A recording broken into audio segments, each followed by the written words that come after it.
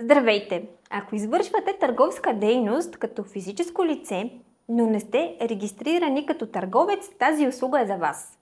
Търговска дейност може да включва продажба на стоки чрез куриери с наложен платеж или през интернет.